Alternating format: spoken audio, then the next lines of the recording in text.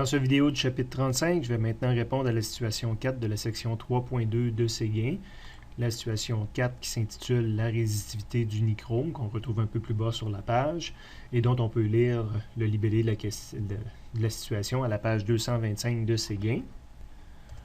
On voit qu'on nous demande quelle est la résistivité du nichrome là, de la situation 1. Bien, on l'avait déjà trouvé, là, même si ce n'était pas un paramètre recherché.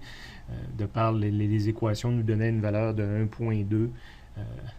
C'était un paramètre qui était calculé par défaut là, en faisant nos calculs.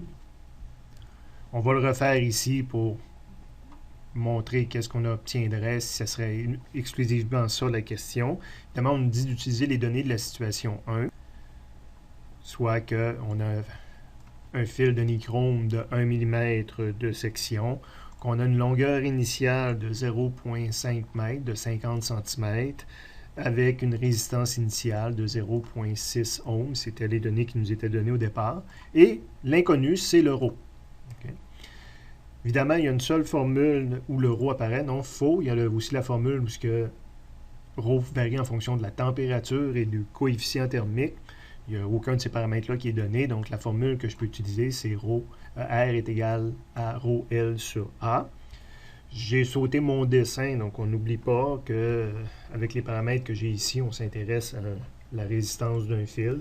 Donc j'ai dessiné une résistance, ça me permet d'écrire le R à côté. Le ρ, ben, je le mets à côté du fil ou de la résistance aussi. C'est une caractéristique de ce fil-là.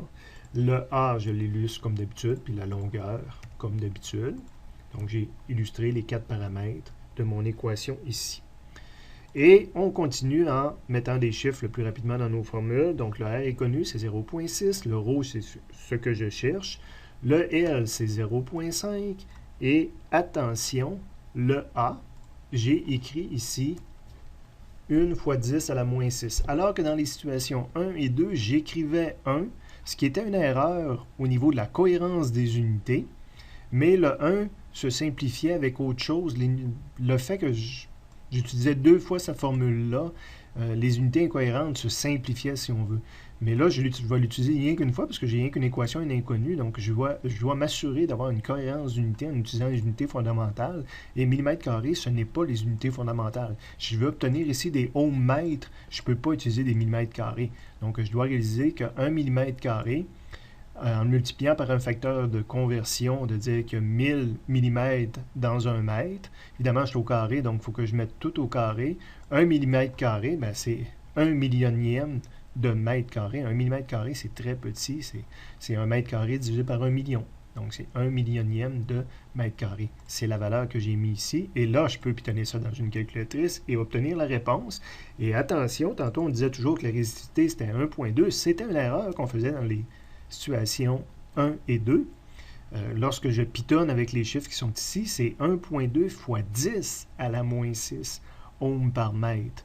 Encore une fois, tantôt, je faisais une simplification, que j'ai mis ρ égale 1.2 ou 1.2 fois 10 à la moins 6. Si on faisait les mathématiques dans les situations 1 et 2, les ρ se simplifiaient, donc ça n'avait pas d'importance d'avoir fait l'erreur. Mais la vraie valeur de ρ, c'est 1.2 fois 10 à la moins 6.